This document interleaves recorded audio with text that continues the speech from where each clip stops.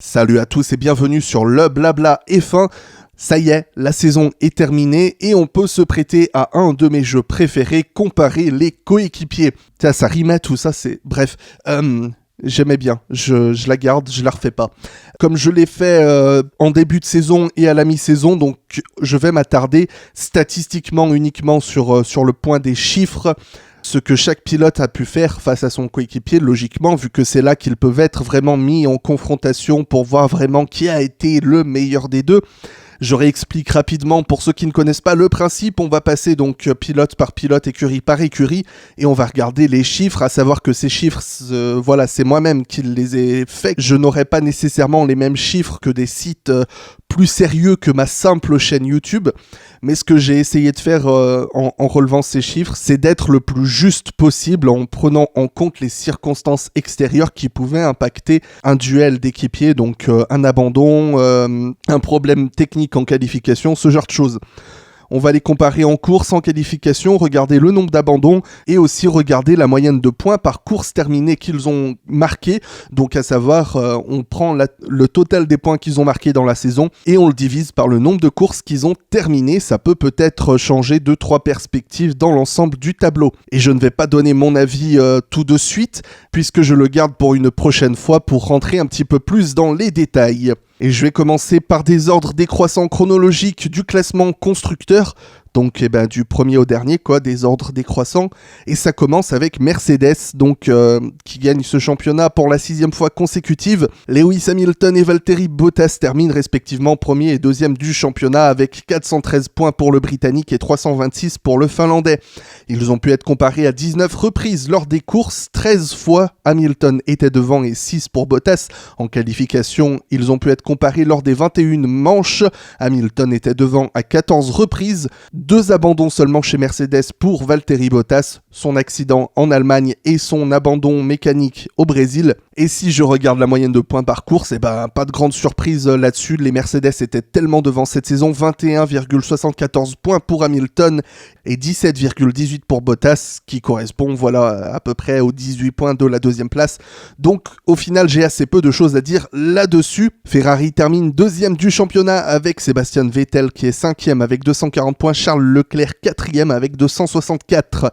En course, ils ont pu être comparés à 16 reprises, 9 à l'avantage de Vettel contre 7 pour Leclerc. En qualification, ils ont pu être comparés à 19 reprises. Leclerc était devant 10 fois. Pour ceux qui se posent la question, je n'ai pas pris en compte les qualifications d'Autriche et d'Allemagne pour Vettel, puisque lors de ces 2 fois, il n'a pas pu prendre part à la qualification du tout. Donc c'est pour ça qu'il manque 2 séances chez Ferrari.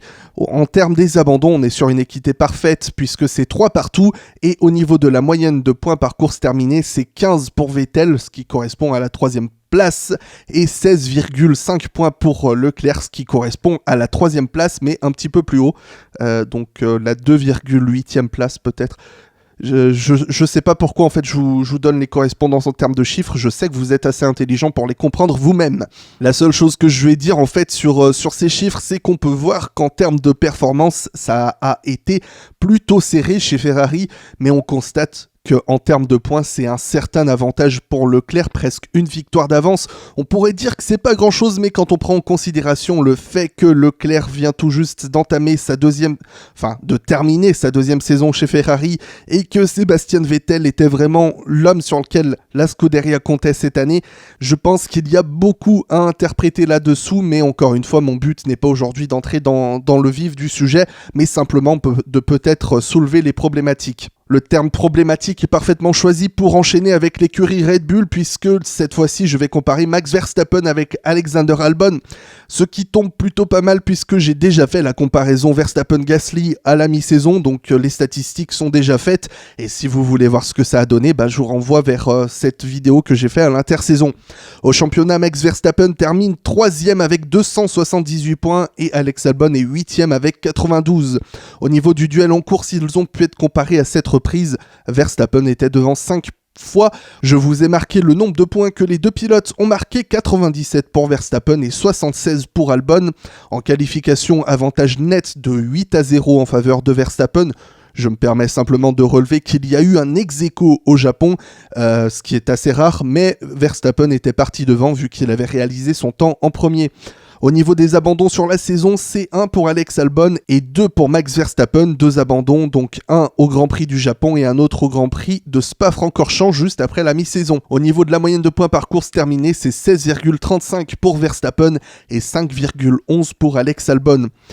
Ce que je vais dire de ces chiffres, en fait, c'est que c'est une domination assez logique de Max Verstappen, mais si je regarde les chiffres, très sincèrement, 21 points d'écart entre ces deux-là, alors oui, en seulement 8 courses, et avec 2 abandons pour Verstappen, ça me permet de mettre un petit peu plus en valeur Albon, mais dans l'ensemble, je trouve que le petit Thaïlandais s'est pas trop mal débrouillé pour ses 8 Grands Prix, 9 Grands Prix en fait, parce que dans ces chiffres, je n'ai pas pris en compte la qualification de Verstappen en Italie, vu qu'il a certes passé la Q2 me semble-t-il, mais de toute façon il partait du fond de grille, donc il a même pas cherché à se qualifier correctement. Qu'est-ce qu'on peut penser de ces chiffres ? Eh ben, comme je l'ai dit, j'en parlerai peut-être un petit peu plus en profondeur plus tard avec les autres copains, mais déjà vous pouvez peut-être commencer à me partager votre avis dans les commentaires. Comme je l'ai dit tout au long de l'année, et plus particulièrement ces derniers mois, que McLaren allait terminer largement 4e du championnat constructeur,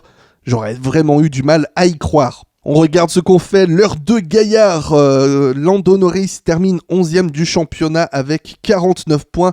Carlos Sainz est 6e avec 96 points. Je me permets simplement de relever que c'est la meilleure place obtenue au championnat pilote par un pilote non Mercedes, Ferrari ou Red Bull depuis 2015, ce qui montre vraiment les belles performances de McLaren et surtout celles de Carlos Sainz, mais aussi surtout effectivement le fait que Red Bull ait changé leur pilote à l'intersaison a un petit peu aidé là-dedans, mais ça n'enlève rien je pense à la performance de Carlos Sainz, en tout cas c'est mon avis. Ils ont pu être comparés seulement à 12 reprises en course et 20 fois en qualification avec une parité parfaite. C'est un pléonasme, mais je suis sûr que vous m'en voudrez pas. Je n'ai pas tenu en compte la qualification du Grand Prix du Brésil où Carlos Sainz n'a juste pas pris part à la séance. Et dans l'ensemble, je me permets juste de relever que Sainz a énormément progressé en qualification puisque en début de saison, il était assez largement dominé par Norris. Même si l'avantage de la comparaison en Grand Prix était à son avantage, en qualification, c'était un net avantage pour Norris et Sainz s'est énormément rattrapé sur la deuxième moitié de saison. 5 abandons pour Lando Norris et 4 pour Carlos Sainz. Ça en fait donc pas mal de ces abandons, mais justement ça me permet d'encore plus mettre d'emphase sur cette 4e place qu'ils ont obtenue au championnat, parce que voilà, avec 9 abandons sur les 42 arrivées possibles en 2019, c'est beaucoup. En termes de moyenne de points par course, c'est 3,5 pour Lando Norris et 6,4 pour Carlos Sainz. Une écurie qui doit pouvoir se ravir d'avoir conservé sa 5e place au championnat constructeur dans les derniers Grands Prix, c'est Renault. Et ils doivent s'en ravir parce que franchement, déjà que terminer 5e, c'est un peu compliqué par rapport à leurs objectifs. Alors s'ils avaient terminé derrière Toro Rosso, ça aurait vraiment été la loose. Mais c'est pas grave, c'est juste pour la petite blague. Daniel Ricciardo termine 9e du championnat avec 54 points, tandis que Nico Hülkenberg est 14e avec 34 points. Ils ont pu être comparés à 15 reprises en Grand Prix. Daniel Ricciardo a eu l'avantage 11 fois contre 4 pour Nico Hülkenberg et en qualification c'est un 14-7 à l'avantage toujours de l'Australien. 5 abandons pour Ricciardo et 3 pour Nico Hülkenberg. Au niveau de la moyenne de points c'est 3,86 pour Ricciardo et 2,31 pour Nico Hülkenberg.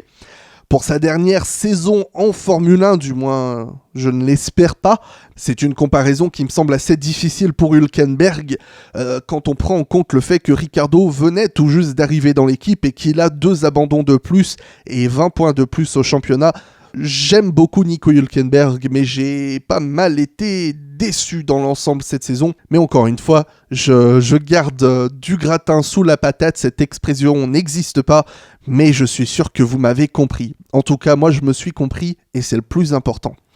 Toro Rosso termine 6e du championnat.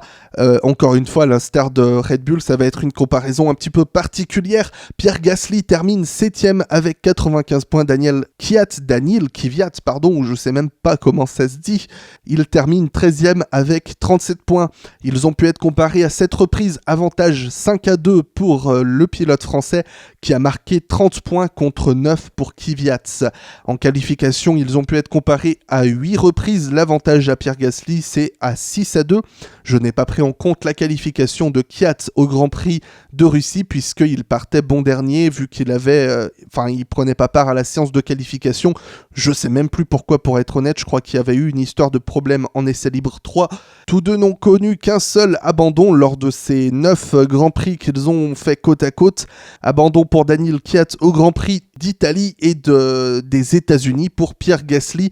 Au niveau de la moyenne de points marqués par course terminée sur ces 21 Grands Prix, c'est 5,91 et 2,31 pour Kvyat, même si le fait que Gasly était dans la Red Bull pendant la majeure partie de la saison. Mais si on compare les points qu'ils ont marqués lorsqu'ils étaient côte à côte, Gasly a pratiquement marqué 3 fois plus de points que Kvyat, et je dis pratiquement parce que c'est plus, vu que 9 x 3 ça fait 27, et c'est quelque chose que je vous dis, j'ai même pas de calculatrice sous les yeux, je l'ai fait de tête. Chez SportPesa Racing Point, nous avons pu voir une saison assez difficile pour l'équipe, qui a vu s'affronter Sergio Pérez et Lance Stroll, et c'était sincèrement, au risque de peut-être en choquer quelques-uns, un des duels que j'attendais le plus en ce début de saison, parce que je voulais voir vraiment la valeur de Stroll dans une équipe à peu près potable, face à un équipier qui est déjà établi, et voir par rapport aux Ocon et Hülkenberg qui sont passés précédemment, où allait se situer Stroll. Et il se situe pratiquement 2 fois plus loin que son coéquipier, puisque Pérez termine 10e avec 52 points, alors que Stroll est 15e avec 21 points. Ils ont pu être comparés à 16 reprises en course, 13 fois avantage à Pérez. En qualification, c'est une large domination du pilote mexicain, 18-1. À savoir que je ne prends pas en compte les qualifications de Pérez en Italie et aux États-Unis, puisque dans un cas, il a eu un problème technique, et dans l'autre, il changeait de power unit. Donc il n'a pas cherché à trop bien se qualifier. Et au niveau des abandons, c'est 2 pour Pérez et 3 pour Stroll. Au niveau de la moyenne de points par course terminée, c'est 3,06 pour Pérez et 1,31 pour Stroll. Je pense que ça a été une surprise pour personne dans l'ensemble, le fait que Pérez prenne l'ascendant sur Stroll, mais dans une saison où la Racing Point a été assez irrégulière, j'ai trouvé néanmoins que peut-être, oserais-je le penser, Stroll a pu faire changer certaines personnes d'avis sur le fait qu'il n'était pas si incompétent que ça, mais juste pas trop haut niveau. En tout cas, encore une fois, c'est que mon avis. Et je vous laisse me contredire si vous n'êtes pas d'accord dans les commentaires. On arrive enfin sur les 3 petites dernières du plateau. J'en attendais beaucoup d'Alfa Romeo cette saison parce qu'ils avaient fait une excellente fin de saison 2018. Ils étaient vraiment bien observés pendant l'intersaison au niveau de leurs apports aérodynamiques. Et puis, ils avaient quand même un pilote sur lequel on a placé beaucoup d'attentes cette année, Antonio Giovinazzi, qui faisait ses débuts vraiment en tant que rookie. Et puis à côté de lui, il y avait aussi Raikkonen, ce qui était pas mal. Raikkonen termine 12e avec 43 points et Giovinazzi seulement 17e avec 14 points. Ça fait mal quand on regarde en course. Ils ont pu être comparés à 18 reprises. Giovinazzi a battu le Finlandais 2 fois et Raikkonen les 16 autres fois. En qualification, c'est un 10-9. Je les ai comparés à 19 reprises. Je n'ai pas pris en compte les qualifications de Giovinazzi à Spa pour son moteur qui avait explosé alors qu'il venait juste de passer en Q2, et pour le Grand Prix de Chine, puisque il y avait eu un problème, je crois que Ferrari avait oublié d'installer son moteur ou un truc comme ça, en tout cas un truc très Ferrariesque de cette saison. Et au niveau des points marqués par course terminée, c'est 2,53 pour Raikkonen et 0,78 pour Giovinazzi. C'est en attaquant vraiment cette fin de partie du plateau que je me suis posé des questions assez existentielles, comme faut-il mettre un S au pluriel de points quand il y a 0, quelque chose ou 1, quelque chose? Très sincèrement, j'ai pas pu trouver de réponse. Normalement, il n'y en a pas à 0 et 1, mais quand c'est virgule quelque chose, je sais pas. Mais pour ma défense, je suis plutôt débile. As, déjà rien que de voir Rich Energy à ses fins team, ça, c'est vraiment triste et drôle quand on connaît l'histoire de leur sponsor mystère. Les As terminent 9e du championnat. Romain Grosjean, sa plus mauvaise saison depuis 2014, il marque 8 points et termine 18e, alors que Kevin Magnussen termine 16e avec 20 points. Numéro 8, 8 points. Numéro 20, 20 points. Voilà. Je sais pas, c'est joli. J'aime bien. En course, ils ont pu être comparés 12 fois. Avantage à Grosjean, 7 fois contre 5. En qualification, avantage Magnussen, 12 contre 9. Et en termes d'abandon, c'est 3 pour Kevin Magnussen et 7 pour Romain Grosjean. C'est pas mal. C'est le plus gros de la saison. Et au niveau des points par course terminés, c'est 0,67 pour Grosjean et 1,25 pour Magnussen. Saison désastreuse pour Williams. Je ne sais pas s'il y a beaucoup de choses à dire en termes de chiffres. Un point marqué par Robert Kubica lors de ce vraiment chanceux Grand Prix d'Allemagne où il a fallu qu'il y ait plus de 7 abandons et 2 disqualifications, enfin 2 pénalités. Techniquement, les Alpha étaient pénalisés de 30 secondes pour que cette équipe marque un point. Bon, sans dire que quand j'ai commencé à regarder, elle se battait pour la victoire, ça fait bizarre. Bref, ils ont pu être comparés à 18 reprises. George Russell était devant 16 fois en qualification, et c'est 20-0. Voilà, je sais pas, on pourrait peut-être en faire un truc. Techniquement, je sais que les chiffres que la Formule 1 a déclarés, c'était 21-0, mais j'ai pas pris en compte, peut-être par pitié, du Grand Prix de Belgique où Kubica a eu son moteur qui a explosé en Q1, pardon. C'est des chiffres qui piquent à regarder. Au niveau des abandons, c'est 2 chacun, et au niveau de la moyenne par course, de points par course terminés, est-ce que ça vaut vraiment la peine de regarder ça ? Pas vraiment, pour être honnête. Et pour le petit classement que je me suis fait du coup par la moyenne de points par course terminée, pas grand changement, si ce n'est que Charles Leclerc récupère la 3e place, que Lando Norris termine dans le top 10, et puis pour le reste, il n'y a pas vraiment grand chose à en dire. Contrairement à l'année dernière où il y avait vraiment eu de gros changements, cette année je me rends compte que cette statistique a pas mal servi à rien, et du coup je suis très content de m'être cassé la tête pour rien. En tout cas, peut-être pas pour rien, parce que peut-être que ça vous a plu, et auquel cas, je vous en remercie de m'avoir écouté jusque-là. Je vous donne rendez-vous plus tard pour entrer un petit peu plus dans les détails. Pour le reste, vous pouvez retrouver le Discord du Blabla F1, le Twitter, l'Instagram et le Facebook. Les liens sont dans la description, et je vous donne rendez-vous très bientôt pour un nouvel instant Blabla F1.